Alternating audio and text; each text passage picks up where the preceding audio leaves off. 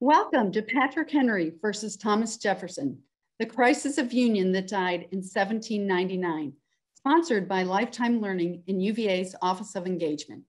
Our audience has joined us on a sunny day in Charlottesville from 24 states and 5 countries to hear our distinguished speaker, John Ragosta.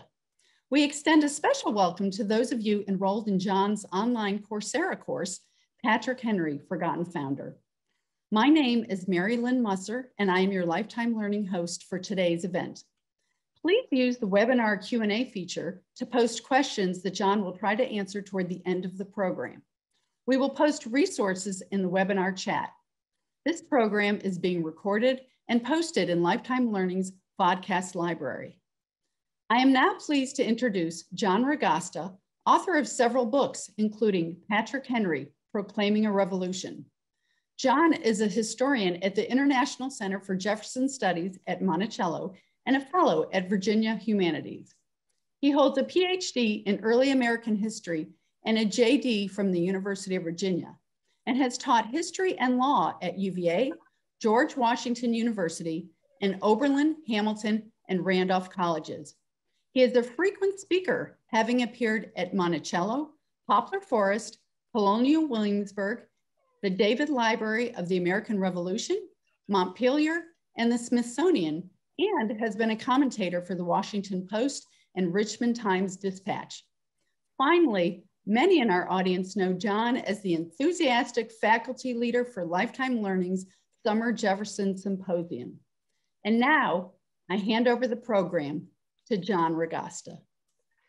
Thank you, Mary Lynn, and thank all of you for joining us. And a special thanks to Lifetime Learning for sponsoring this and many other fascinating programs. As Mary Lynn mentioned, the course that I did for Coursera, the online course, talks about Patrick Henry, the Forgotten Founder. Because while most people have heard of Patrick Henry, at most they remember 7 words he spoke at St. John's Church in 1775, "Give me liberty or give me death." And my suggestion is that this not only is inadequate for our memory of Patrick Henry, but it misremembers Henry in ways that I think really challenges. And people have been saying this since 1815, that he's the most least studied of the founders. We have no major modern paper project involving Patrick Henry. We tried to start one and were unable to get the funding. So this really raises questions as to whether we have an adequate memory of Patrick Henry and whether we simply forgot Patrick Henry or whether that memory was suppressed in some important ways. Maybe the best way to start is to tell you how I became interested in this project. The story actually starts with Patrick Henry, as I said, a forgotten founder who we don't know enough about. And I came across a letter from George Washington to Patrick Henry from January 15th, 1799. Now, at this time, George Washington is living in retirement. He had hoped to have a peaceful retirement, living under his own vine and fig tree, he would say, using one of his favorite biblical allusions. And on this particular day, January 15th, 1799, it's a very mild and sunny day at Mount Vernon. But when you read this letter, you get the impression that it's very stormy inside Mount Vernon. You can almost sense George Washington pacing the wide pine boards. And finally, he goes into his office at Mount Vernon. He picks up a sheaf of paper, a quill pen, and the man we know of as the sword of the American Revolution writes a letter for the first time in many years to the man we know of as the trumpet of the American Revolution, Patrick Henry. Now, George Washington writes this. He says, "There's a crisis when everything dear and valuable to us is assailed." He goes on to rail that some people are trying to destroy the country by placing their own personal ambition above the country's interests. Measures are systematically and pertinaciously pursued, which must eventually dissolve the Union or produce coercion. And by coercion, George Washington meant that the federal government would have to have its troops march against its own citizens. He goes on to say that there's a possibility of a civil war, and he begs Patrick Henry to come out of retirement. He says that you, Patrick Henry, can help prevent this crisis of union that threatens to destroy the nation that you and I helped to create. Well, Patrick Henry is also living in retirement under his own vine and fig tree at Red Hill, Virginia, almost on the Virginia-North Carolina border. He gets this letter, and he had also sworn that he would not come out of retirement unless the Union was actually at risk. When he receives this letter in February of 1799, he writes back to George Washington, "I accord with every sentiment you express to me." Henry, who had been living at Red Hill and thought that he would never come out of retirement, had written previously in 1795, as I said, that he would not come out of retirement unless the Union was at risk. Now he tells George Washington, "I will come out of retirement and run for political office." Well, who are the people threatening the Union, causing this crisis of union that causes Patrick Henry to come out of retirement? It's none other than Thomas Jefferson and James Madison. And the crisis of union is the radical states' rights agenda in Thomas Jefferson's Kentucky resolutions and James Madison's Virginia resolutions. Well, Patrick Henry does come out of retirement and he wins his election. Patrick Henry always wins his election, but he dies before he can take office. Had Patrick Henry lived, Thomas Jefferson almost certainly would never have been president in 1800. Well, that's the story that got me interested. This is a fascinating story. Here's George Washington and Thomas Jefferson, the man we know as the sword of the American Revolution and the man we know as the trumpet of the American Revolution, saying that there's a crisis of union threatening a civil war being brought on by the man we know of as the pen of the American Revolution, Thomas Jefferson. And I had never heard about this story before. So what's going on? And why is this not something that's more prevalent in our history? And that's what got me excited about this project. So let's talk about that. Why is Patrick Henry opposed to Thomas Jefferson and what he views as a radical states' rights agenda? To do that, let's give a little bit of background with two different aspects of history that maybe we've forgotten since we studied history. The first is we need to remember that in 1788, 10 years prior to this, Patrick Henry had been the leading anti-federalist. Patrick Henry was opposed to the ratification of the US Constitution and almost prevented the ratification of the US Constitution. Why? He thought that the federal government under the Constitution would be too powerful, too distant from the people. It wouldn't listen to what the people thought. He said that it needed a Bill of Rights. He said the presidency is too powerful. It squints to monarchy. And Patrick Henry has that wonderful way of language. It squints to monarchy because the presidency is going to be too powerful. He says that the states will be undermined. And in many respects, Patrick Henry is the intellectual godfather of the states' rights movement. Okay, second piece of context, historical context to remember. In 1789, the year after the US Constitution is ratified, we have the French Revolution. And the French Revolution is going to result in almost constant warfare between Britain and France all the way up to 1815 in the Battle of Waterloo. And both Britain and France are trying to get the United States on their side, either implicitly or explicitly. And George Washington, quite wisely, says, our country is too new, it's too weak, we can't be involved in these European wars. And he issues a neutrality proclamation. And to back that proclamation up, he tries to negotiate peace treaties with both Britain and France. In 1795, he does negotiate the Jay Treaty with Britain. And it's not a very good treaty. We could talk about that if people have questions, but it keeps the peace. And he tries to negotiate a peace treaty with France. But France is very upset. First of all, France had supported the United States in the American Revolution and thinks the United States should support France in its wars with Britain. Second, France has this attitude that the friend of my enemy is my enemy.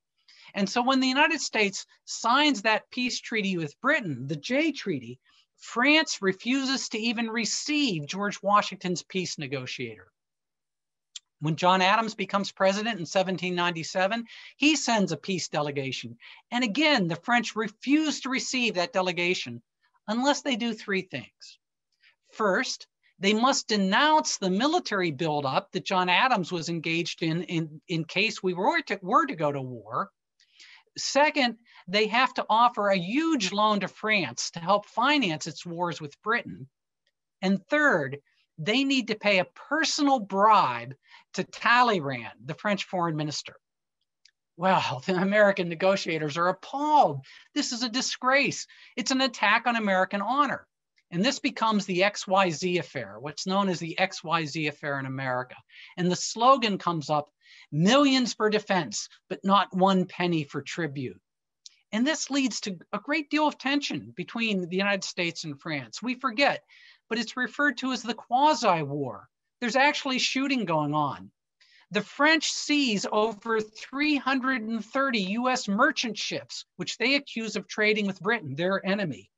There's cases of people rioting in American cities. Over 10,000 people take to the streets in America. And in Philadelphia, John Adams at one point, which is the nation's capital at the time, John Adams is actually stuck in the president's house with some of his supporters and guns because there's a riot going on outside the president's house, and he's afraid that the people are going to attack. So that's the second piece of context. Patrick Henry, the great anti-federalist of the ratification debates, and this quasi-war with France. And all of that brings us to 1798. Well, it's 1798. What do you do about this quasi-war? Well, the Federalist administration, the administration is controlled by the Federalist Party, as is the Congress. They do two things. They decide to prepare the military just in case this becomes a shooting war. And they're actually concerned that Napoleon, who seems to be unbeatable, might actually invade the United States. And the second thing they do is they adopt the Alien and Sedition Acts. And the important part of that is the Sedition Acts. As you may recall, basically the Sedition Act makes it illegal to criticize the President of the United States or the US Congress. Imagine that. You can't criticize the President or the Congress. Now, by the way, you can criticize the Vice President all you want. Well, who's the Vice President? Thomas Jefferson. Well, these Alien and Sedition Acts create a real problem. Because if you can't criticize the president and the Congress, how can you have a fair election? Now, historians used to say that there were 14 people indicted under the Sedition Acts. We've since found out that that's not accurate. In addition to the 14, there were an additional 17 who were indicted, 11 of them editors of Democratic Republican newspapers, the opposition party. An additional 83 people were indicted for conspiracy to violate the Alien and Sedition Acts. So this is really much more serious than people had thought.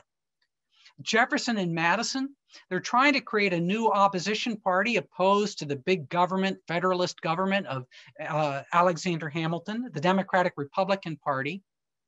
And Jefferson writes James Madison in 1798. He says, this attack on the newspapers will destroy the country. If our newspapers fail, republicanism will be entirely browbeaten. There's a fear of war. There's a fear of a standing army, which is being created in the possibility of war. And there's a real fear that we can't have fair elections if we can't go to the press and express our concerns with the Congress and with the president. So what do you do? What do you do if you're Thomas Jefferson and James Madison and you're stuck in this circumstance? Well, the first thing you would do politically is you would simply kick the bums out. You'd have a new election and get your people elected. And you'd say, look, this is not the kind of government we want. Well, in 1798, that doesn't seem like a very good option. First, you have this Alien and Sedition Act, and you're not sure you're going to be able to make your arguments in the newspapers and to the press. Furthermore, that XYZ affair, when France required a bribe from the United States, actually had made the Federalists very popular. Perhaps for the first time in his entire political career, John Adams is popular, and he's going around actually wearing a sword for some of his public appearances. So you don't think that you can really have an election to get out of this circumstance. Well, what's your second option if you're Madison and Jefferson? Well, the second option is you sue them. You say, look, that Sedition Act is a violation of the First Amendment, and the Supreme Court needs to strike it down. We need to have free press in America. That's what the First Amendment stands for. And that seems like a good option. You know, people understood very early on that the Supreme Court had the authority to strike down unconstitutional laws. Jefferson had said that, Madison had said that, Patrick Henry, John Marshall, everybody had said that long before the decision in Marbury versus Madison in 1803. So that's not the problem. The problem is every one of the federal judges is a Federalist. Every one of them has been appointed by the Federalist administration of George Washington and John Adams. And we haven't had 200 years of an impartial judiciary. In fact, we know now that with those the additional research on those additional cases, that 5 of the 6 Supreme Court justices had already sat on Sedition Act cases and upheld the Sedition Act, apparently with no problem. So that's not a very good option. So what else do you do if you're Thomas Jefferson and James Madison? Well, Jefferson comes up with a third option. He decides to set up the states in opposition to the federal government. And he drafts the Kentucky resolutions, and Madison drafts the Virginia resolutions. But the Kentucky resolutions are the ones that really get people upset. In the Kentucky resolutions, Jefferson resurrects an idea from the Confederation before the Constitution was adopted. And the idea that the states can prevent the federal government from implementing laws. So Jefferson says the states can unilaterally decide that a federal law is a violation of the Constitution and nullify that federal law. This would create a situation where the states are literally going to fight the federal government. In fact, there are reports that Virginia is gathering arms for its militia for a potential fight with the federal government. There are several instances actually reported in the newspaper where Virginia militia officials say that if that French army does land in America, we will go to the French banner rather than the US banner, openly threatening treason in defense of the state against the federal government. Well, this is threatening a civil war. We, of course, know that there is going to be a civil war breaking out for similar reasons in 1861 at Fort Sumter. But even at the time, people realize that what Jefferson is saying threatens civil war.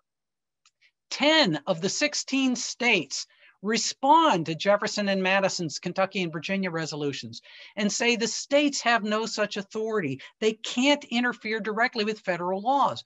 These states say specifically, go to court or go to the ballot box. Those are your 2 options. But this threatens a civil war.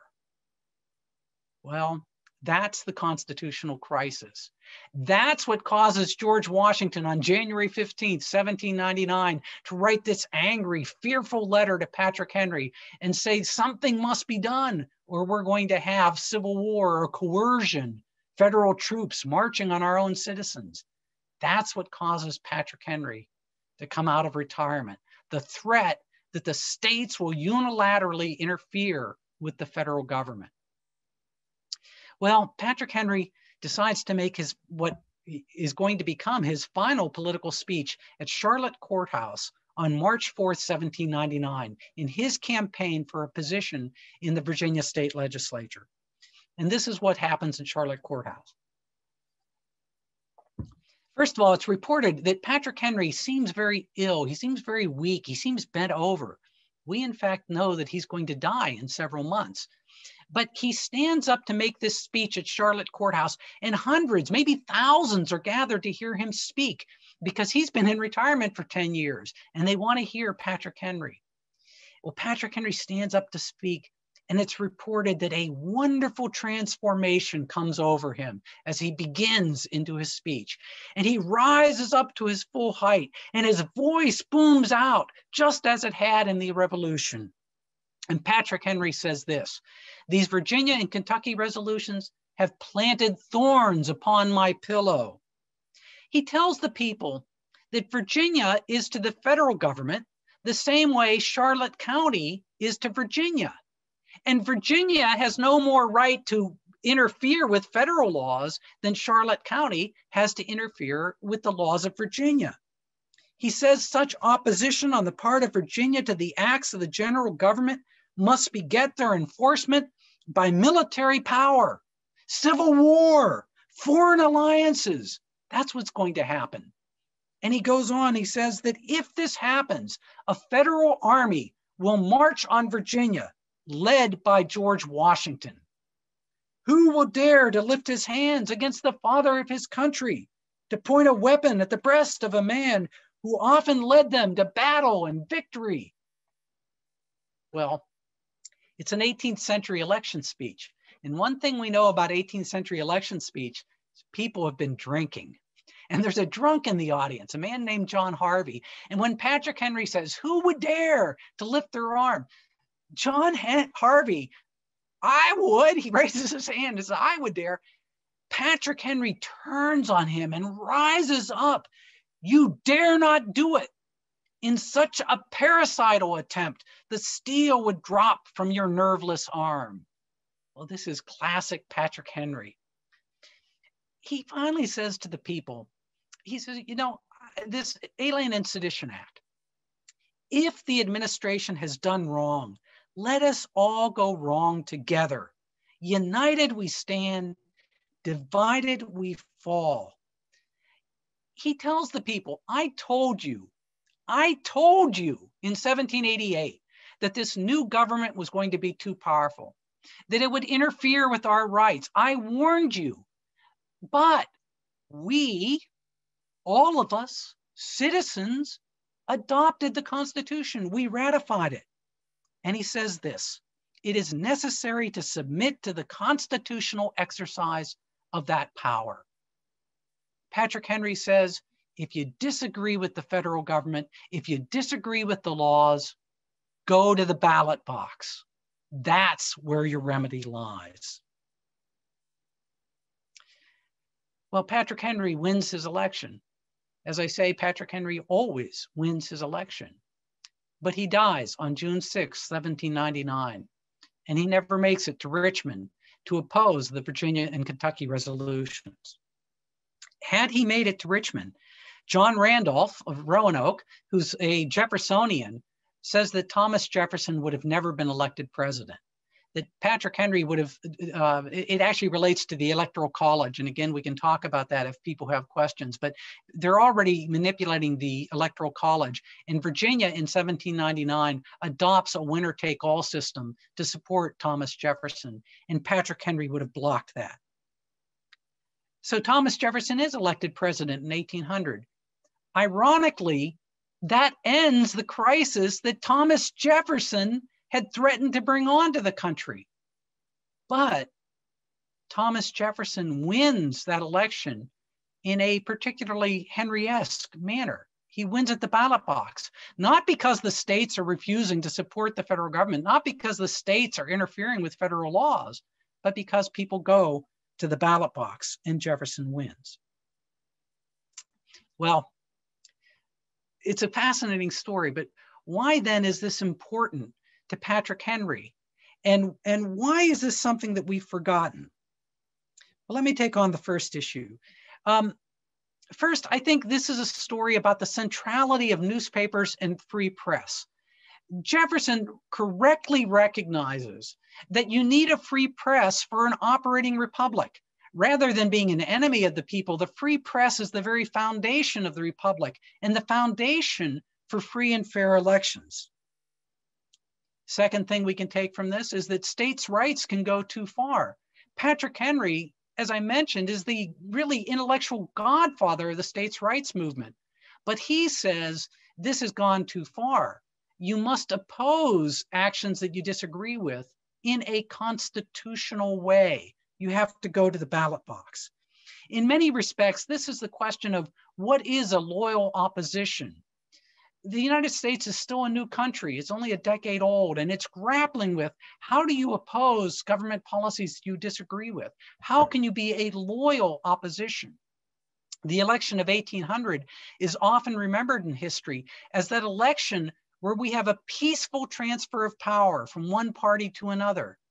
But it almost didn't occur because Jefferson and Madison's actions were basically threatening to interfere with the electoral process because they thought it wouldn't work without access to a free press. Today, increasingly, Patrick Henry is relied upon as some kind of a radical. Give me liberty or give me death. Liberty uber alles. Liberty is the only thing that matters. That wasn't Patrick Henry. Patrick Henry believed in liberty, but he also believed in a functioning republic where people took their differences to the ballot box. Well, the second interesting aspect of this story is, why is this not a more important part of our history? Why do we not remember this? Have we simply forgotten it? Or was something else going on? Well, the first thing I come at when I look at this about that remembered history is that Patrick Henry is more important to our history than those 7 words at St. John's Church in Richmond. First, he's critical in the Revolution. Even Thomas Jefferson says that Patrick Henry gave the first impulse to the ball of the Revolution. Well, how so? You may remember the Stamp Acts back in 1765. It really looked like the people in America were simply going to accept the Stamp Acts until Patrick Henry issued that famous speech, Caesar has his Brutus, and King George might suffer the same fate. He might be assassinated. Patrick Henry in 1775 gives that liberty or death speech, which certainly is beautiful, but we forget that the issue in that time when he gives that speech was arming in preparation for war. It's March 1775. It's a month before Lexington and Concord, and Patrick Henry is proposing that the colonies need to arm because war is coming. The war has actually begun, he declares. The next gale that sweeps from the north will bring to our ears the clash of resounding arms. Our brethren are already in the field. Why stand we here idle? And Patrick Henry really brings people along to the American Revolution and says, no, we're going to have to fight. There's not going to be any option. We don't have the option of a ballot box because we're not represented in England. Patrick Henry becomes the first governor of the state of Virginia, the largest, wealthiest, and most populous state. He's critically important in relieving the suffering at Valley Forge when he receives word from George Washington that the troops are suffering. He sees to it that supplies and food are sent to Valley Forge. He's critically important when George Rogers Clark conquers the Northwest Territory from the British, what we know of as Ohio, Indiana, Illinois, Michigan, Wisconsin, parts of Minnesota, all of which become part of the new American nation. He's the leading anti-federalist in the debates over the Constitution. And it's the anti-federalist insisting that we need a Bill of Rights that really results in the Bill of Rights. He creates the idea of states' rights and a critique of the Constitution based on the idea that the states have to be an integral part of the functioning US economy. And in 1799, he's the leader of this loyal opposition, so that it's Patrick Henry to whom George Washington turns to try to rescue the nation from this crisis of the Union. Well, if Patrick Henry is all of those things, why is it that we only remember 7 words that he spoke at Charlotte Courthouse? Well, I think there's actually reasons for that. The first reason is that Patrick Henry is not nearly as worried about his legacy as George Washington, Thomas Jefferson, James Madison, John Adams, Alexander Hamilton, Benjamin Franklin. All of these people were really very concerned about what you and I were going to think about them. Patrick Henry doesn't seem to be particularly concerned. He doesn't save his papers the way they did. Second, I think that Patrick Henry's opposition to the Constitution probably affects his historic memory. He never holds a federal position. It's not that he's not offered. Patrick Henry is offered a position on the Supreme Court. He's offered a position as senator. He's offered Secretary of State, ambassador to France, ambassador to Spain. And he consistently says no. I opposed this federal government because I thought it would be too powerful, distant from the people. I support it now as a good citizen, but I'm not going to join the federal government. That opposition certainly affects his historic memory. But I think the third reason why we don't remember Henry, perhaps as much as we should, is that he is directly and viciously attacked throughout his life and after his death by political opponents. These are the kinds of things they say. He is all tongue, without either head or heart. What we have to do is devoutly pray for his death. He is avaricious and rotten-hearted. He read nothing. He could not read. He wrote nothing. He could not write. In his heart, he preferred low society. His legal reasoning was not worth a copper. George Wythe, the first American law professor, supposedly refused to sign his law license because he was incompetent. It's said that George Washington and Patrick Henry had contempt and hatred for each other. Patrick Henry's actions in 1799 in opposing the Virginia and Kentucky resolutions were an apostasy, a religious term, an apostasy against his own doctrines. Every one of these things was said by Thomas Jefferson. And Thomas Jefferson continued his attacks on Patrick Henry for 26 years after Patrick Henry's death. Now, many of the things, Jefferson, by the way, admits that Patrick Henry is perhaps the greatest speaker of all time. He says, he appeared to me to speak as Homer wrote. But that's almost to suggest that that's all that Patrick Henry did. He spoke.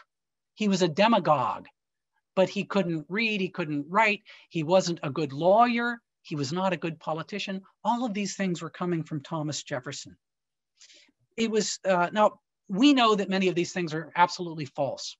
In fact, George Wythe did sign Patrick Henry's license. Somebody found a copy of his license in the middle of the 20th century in some county records down in the southwestern part of Virginia.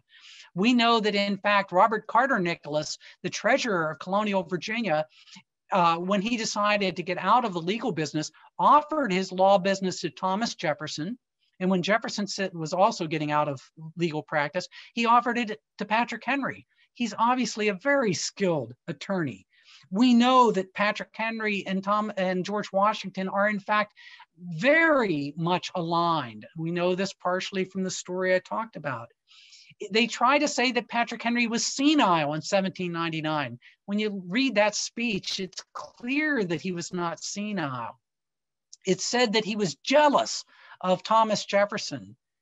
Not clear what Patrick Henry would be jealous of Thomas Jefferson in 1799. Patrick Henry was the leading politician in Virginia, except George Washington, had been offered Secretary of State, Supreme Court Justice. It's said that he's a religious fanatic. And yet these attacks by Thomas Jefferson have an impact on Patrick Henry's historic memory.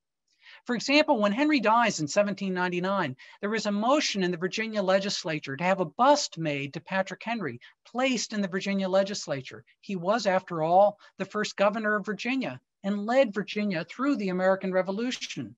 The Jeffersonians block that motion to have a bust made to Patrick Henry. And this attack on Patrick Henry, as I said, continues throughout Jefferson's life.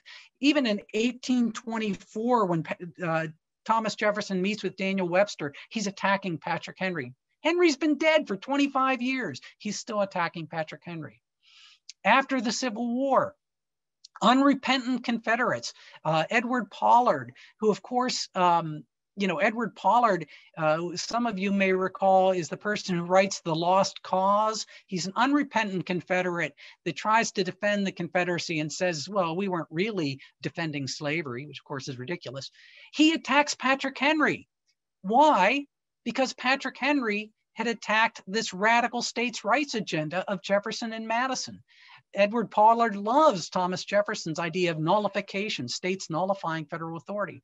Pollard goes so far as to say Patrick Henry wasn't even a very good speaker, where everyone who heard Patrick Henry speak, including Jefferson, said he was one of the greatest speakers of all time. This continues even into modern histories. Rhys George, a modern historian, accepts the idea that George Washington and Patrick Henry hated each other.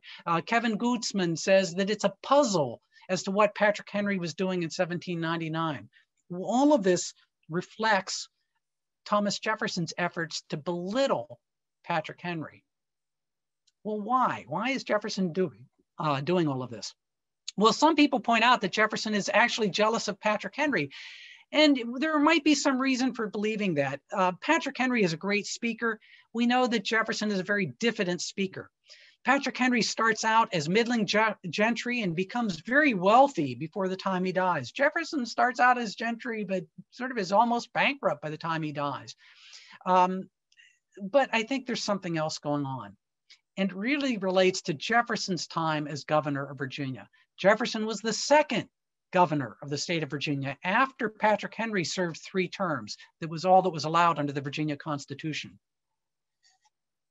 And when Jefferson is governor in 1781, you may recall Jack Jewett's ride to Charlottesville when the British have invaded Virginia and they've driven the legislature and the governor, Jefferson, out of Virginia to Charlottesville.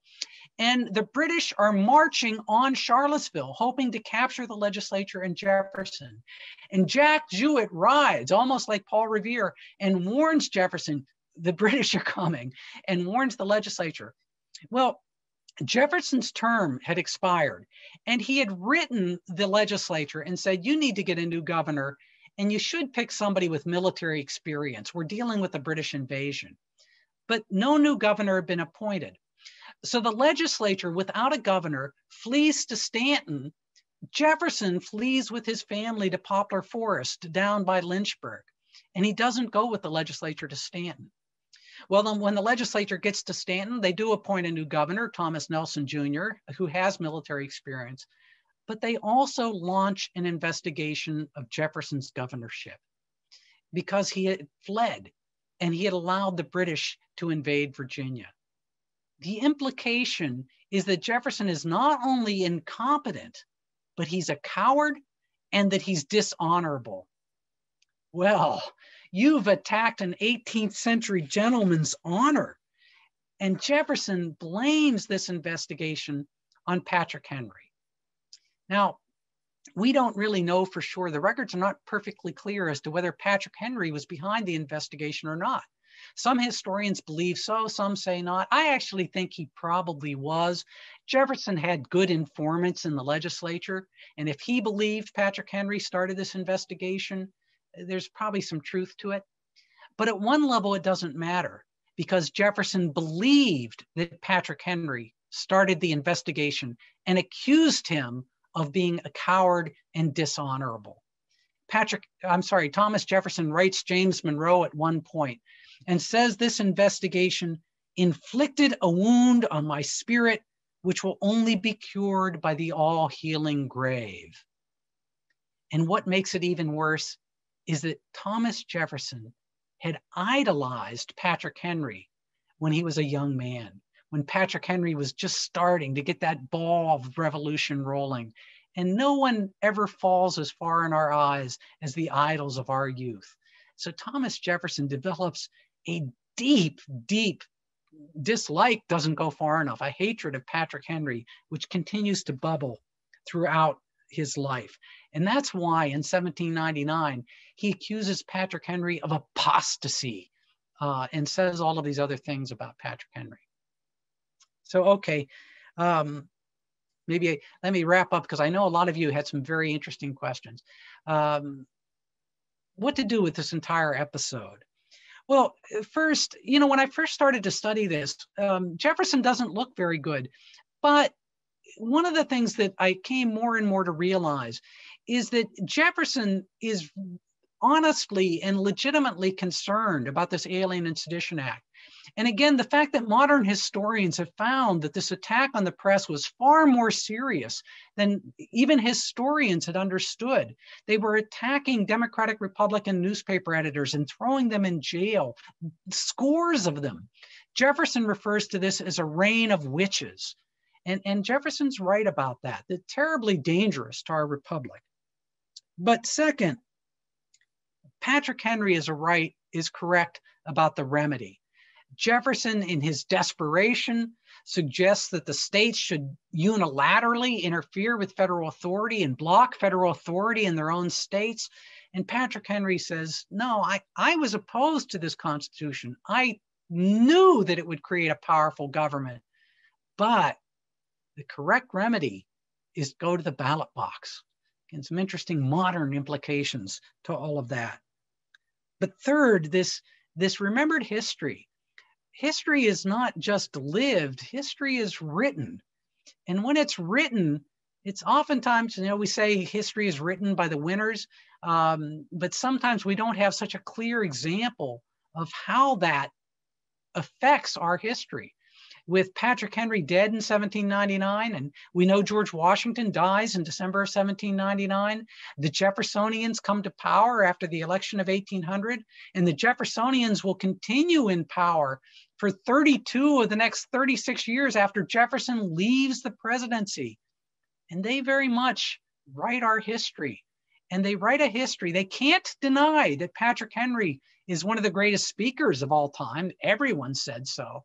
But they say that's all he was. He was a demagogue, and he really didn't do anything else. Patrick Henry deserves better. This is actually the topic of the book I've been working on for a number of years. I hope that book will actually be in print. Hopefully, it takes a long time, even when one's done with the book, but hopefully by the summer of 2022, that book will be in print. And I hope that people will find it as interesting. But this writing of history is a fascinating story, and the story of how George Washington, the sword of the American Revolution, writes to the trumpet of the American Revolution and asks him to come out of retirement to oppose the pen of the American Revolution to prevent a civil war. So that's the story. Mary Lynn, thank you. And thank you for the opportunity. And hopefully we have some questions. We do, John, and thank you for your expertise, not just on Patrick Henry, but Jefferson, Madison, Washington, and a few others. To remind our audience, you may submit questions in the chat. So John, you had said back earlier in your talk, you were talking about John Adams. And so Dave Mayer asked, you said that there were riots outside of John Adams' house. So could you clarify what the situation was with France that would rile mobs to rise up into a riot like that? Yeah, I think we underestimate, this quasi-war, and it was referred to as the quasi-war, we've sort of forgotten about, but it really looks like we're going to have the United States that had won its revolution because of the support from the French. But after the French Revolution, after they chop off Louis XVI's head, who had been our great ally in the revolution, and we have this quasi-war. The French, as I said, seize 330 plus American ships. Insurance rates skyrocket, so it's becoming very difficult to ship anything. 10% of the population of Philadelphia are Frenchmen, because after the French Revolution, many people had fled from France, and after the Haitian Revolution down in Haiti, many people had fled from Haiti. And so a very large share of the population is French, which causes a concern to people. And the reports are there are 10,000 people in the streets. In some of these riots, there's a riot in New York City. Alexander Hamilton is actually bloodied. He tries to stand up and defend the Alien and Sedition Acts, and somebody throws a rock and hits Alexander Hamilton in the head with a rock, and he's bloodied. So people are rioting in the streets. And John Adams, who of course, Adams engages in puffery, but he writes Abigail, I am prepared to give my life in defense of, my country and the laws. And he apparently is in the president's house. There's no White House at that point, with friends, with guns, because people are rioting out in the streets in front of the president's house. In my own research, it's interesting when we come to things in our own research. I had read all of this, and as the questioner, it's a good question. How serious do you take this? Adams is complaining about riots.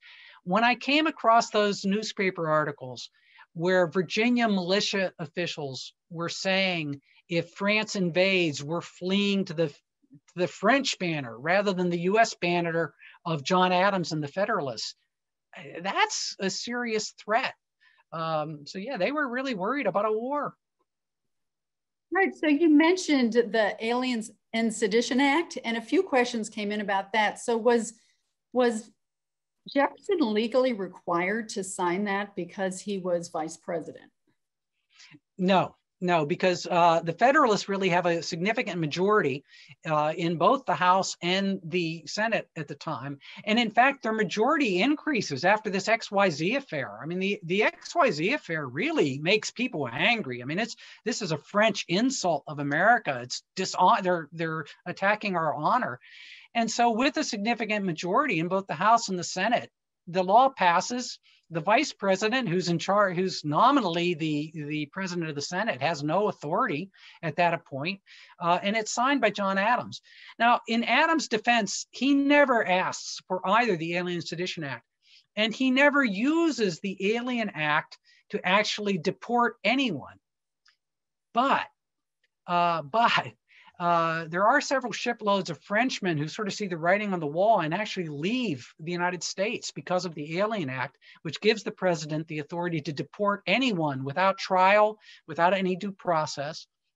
And as I said, this sedition law, while Adams never personally calls to have it used, his Secretary of State, Timothy Pickering, is avidly using the law. I mentioned all of the different prosecutions. Pickering had another list, you know, he has another list of people he wants to have prosecuted. He's encouraging states to prosecute people for sedition. You know, so it is Abigail Adams, by the way. I always find it's interesting. Spouses, anybody who's been married knows that spouses can be particularly defensive. She loves the Sedition Act, and she's encouraging people that when they criticize John Adams, they ought to be but he never seems to advise a prosecution under the Sedition Act.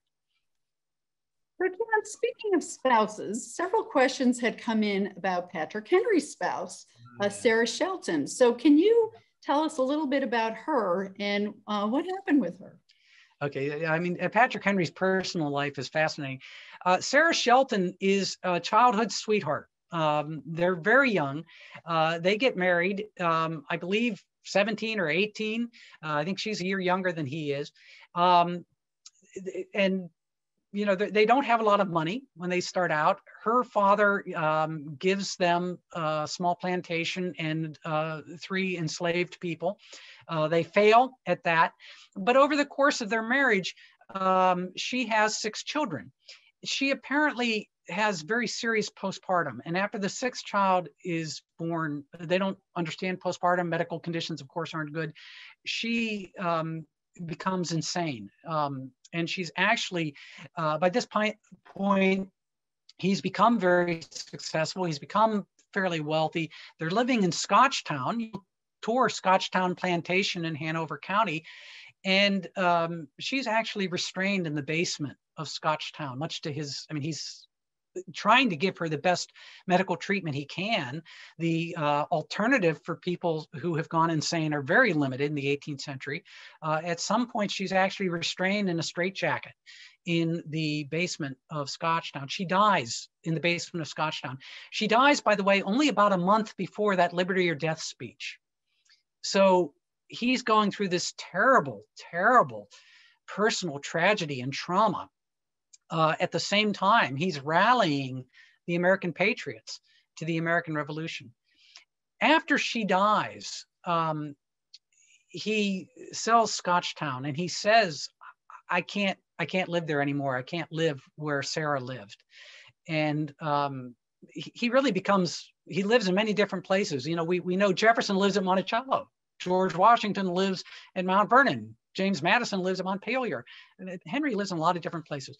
But he marries Dorothea. She's really a child bride when he marries her. And she has 11 children. So he has 17 children by 2 different wives. You know, fairly interesting. And when he dies, he still has 6 children living at home. One of them's 2 years old. Thank you, John. That's a lot of children. Interesting about their history and their personal lives. So going back to your talk, you had mentioned that Jefferson was concerned about the federal government encroaching on states' authority, something that Madison also shared. So why do you think the fervor to protect this authority waned over time? Well, that's actually something I talk about in my book. And I think really, I think realigning our understanding of Jefferson in some ways. I think you have a couple of things happening. First, you have what Patrick Henry is saying, and I think Henry is correct, that the Constitution was approved. And it was opposed by people like Patrick Henry because it would interfere with states' rights. And Henry says, but I lost. We created this government, and it does have a powerful state government. It has a presidency, which is very powerful. And of course, the presidency today is far more powerful even than at that time. And he said at the time, it squints to monarchy. So you have Patrick Henry's point that we adopted a powerful federal government. But most people, and again, the question's a very good one, and it may allude to the fact that when Jefferson becomes president, many people accuse him of hypocrisy. That after he becomes president, he uses the federal government. He suddenly seems to be a lot less interested in states' rights. He suddenly seems to be like the idea of a powerful federal government, buys the Louisiana. He doesn't seem to be interested in a strict construction of the Constitution. He actually believes that the Louisiana Purchase is unconstitutional, but he says, we need it. And he says it's the right thing to do. If people disapprove, they can vote me out of office. He refers to sanctimonious reverence for a written document. So why does this shift occur? And then, of course, it occurs throughout the 19th century until we get to the Civil War. The Civil War, perhaps the simple way to answer the question is the Civil War changes people's attitudes and dramatically affects whatever the state federal power was before the Civil War is dramatically affected by the post-Civil War amendments. But going back to Jefferson, I think something else is going on there. And I think when you read Jefferson's inaugural address, his first inaugural address, a very famous address, beautifully written, as we expect from Jefferson. This is the address where he says, we are all Federalists, we are all Republicans. We're all Americans, we're all in this together. I think there's actually reason to believe, and again, I can go into some of the details, that Jefferson was much more chastened by this crisis of union than people realize. That Madison is telling him that we really shouldn't be doing the states' rights thing, that this could result in civil war. 10 of the 16 states oppose the Virginia and Kentucky resolutions. And then you get the tied vote in the Electoral College with Aaron Burr. And in that tied vote, Jefferson actually goes to Adams, who's the lame duck president, and says that, Mr. Adams, you need to do something. We may have blood in the streets because the Federalists in Congress are trying to prevent me, Thomas Jefferson, from becoming president. And everybody knew that I was the one that was being elected president, not Aaron Burr. So I think the Alien and Sedition Acts, the crisis of union of 1799 with the threatened Civil War, the threatened arming of the states, and then this Aaron Burr situation, I think Jefferson is really chastened and realizes to some extent we almost drove the country off the cliff. And I think to some extent he pulls back and is more moderate. He realizes, as every man who's ever become president has realized, the power and the responsibility of the office requires you to be maybe a little bit more careful. So I think that creates a change in the early republic. And then, of course, as I said, the Civil War changes things after the Civil War. Right, thanks, John. A few questions have come in about your research and research in general on Patrick Henry. And some people want to know how his papers were preserved, who preserved them, what are some of the primary sources for your research, and also if any of the research on the Founding Fathers have been fully digitalized and available to the public.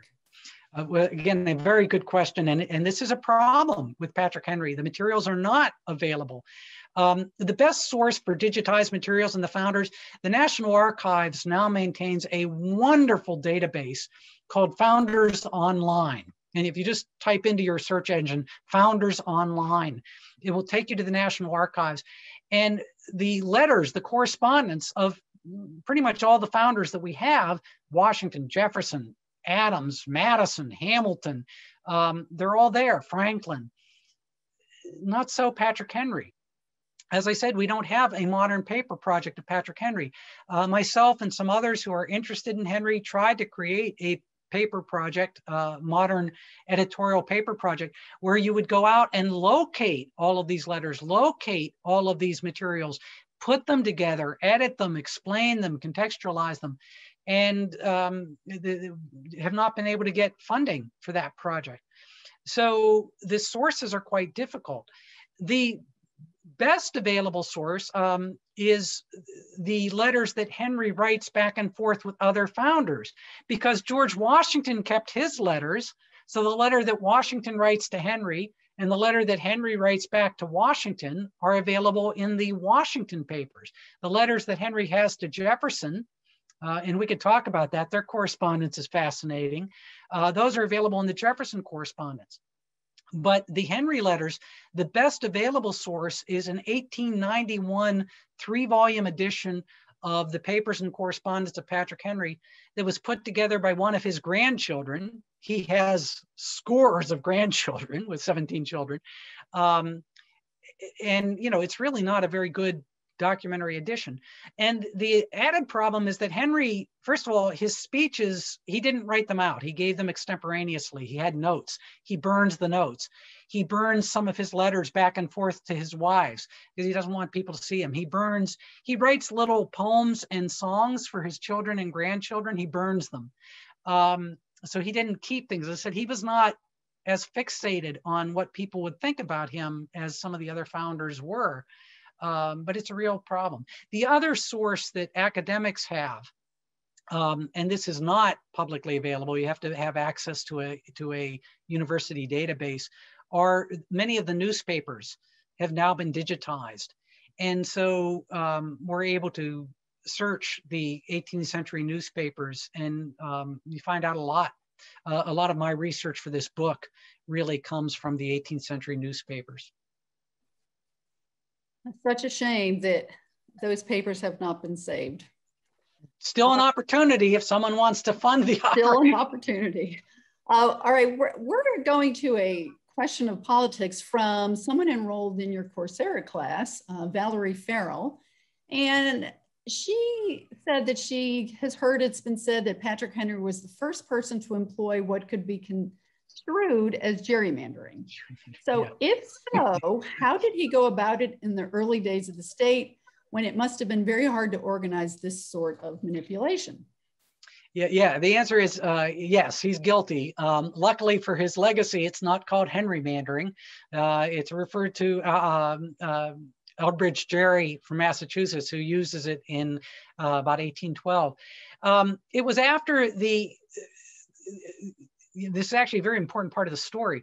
After the Constitution is ratified, Henry says, okay, I lost, Constitution was ratified, but I think we need to add amendments, not just a Bill of Rights, but he also wanted amendments to strengthen the states and weaken the federal government. He wanted amendments saying that the federal government could not impose any taxes unless they first asked the states to impose the taxes. He wanted a limit on the federal government's treaty authority. He wanted a limit on its commerce legislation. And he said, but we have to do this in a constitutional way. Again, he kept that constitutional way is critical for him. And so to do this, you have to elect anti-federalists to the first federal Congress, which is going to be drafting the amendments to the Constitution.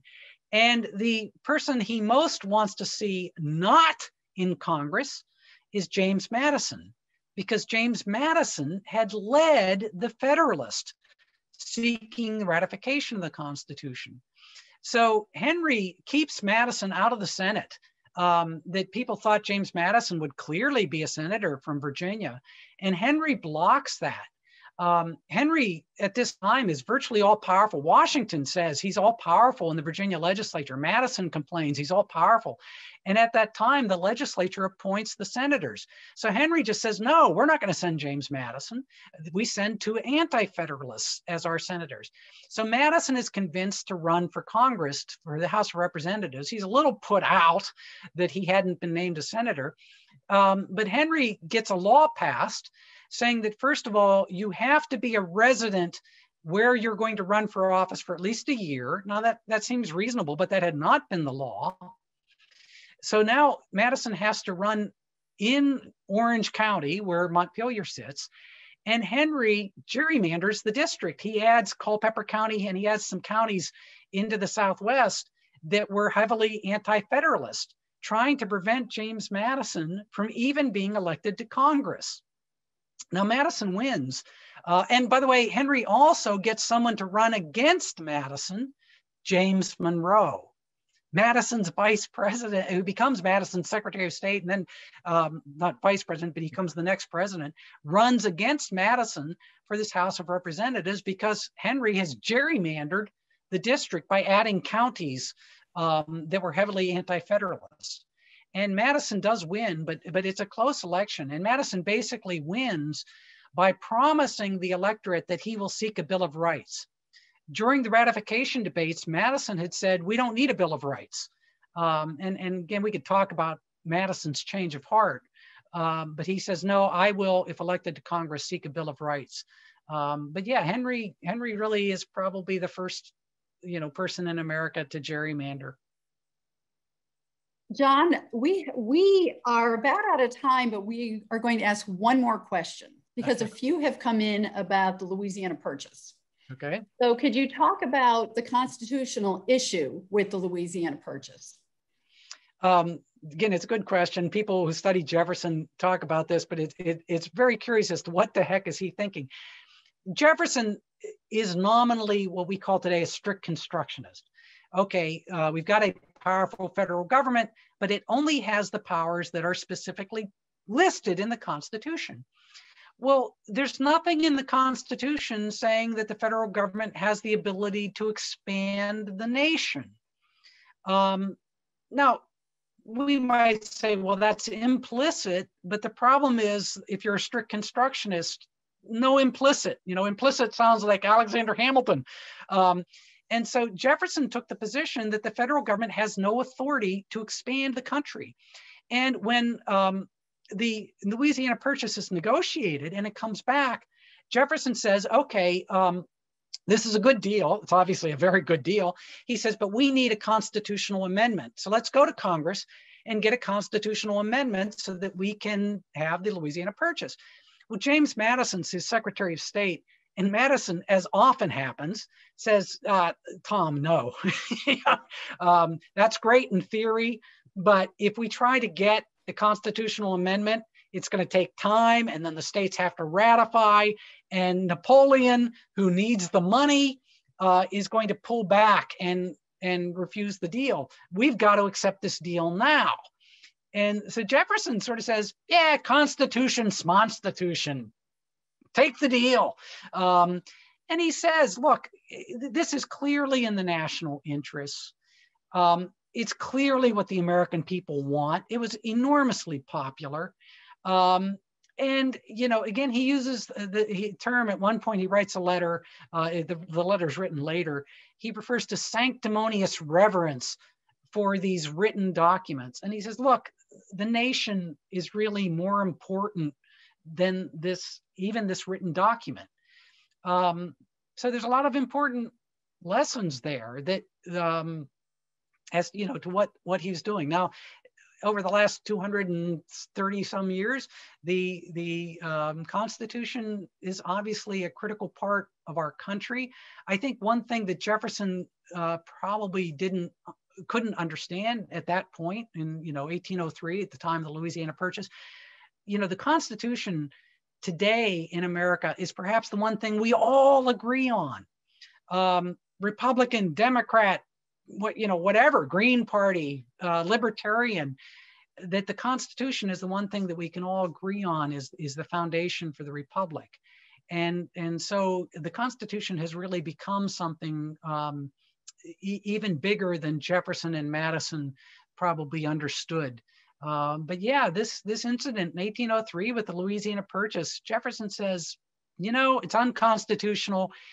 If they want to vote me out of office because I signed the Louisiana Purchase and pushed it through the Senate, they can vote me out of office, but it's the right thing to do. Thank you, John. John, we are out of time, but just so you know, we have many other questions and kudos in the chat, in the Q&A. So thank you very much for this very enlightening talk on not only Patrick Henry, but Thomas Jefferson and many of our founders, especially the forgotten founder. Thank you all. Upcoming in Lifetime Learning are 3 April events on climate science, climate risk and opportunity, and climate justice. Check out Lifetime Learning's vodcast and podcast libraries to watch and listen to our expert UVA faculty and read faculty blog posts on thoughts from the lawn. You can find all these Lifetime Learning events and online resources at alumni.virginia.edu/learn. And until next time, be safe, stay engaged, and wahoo wah.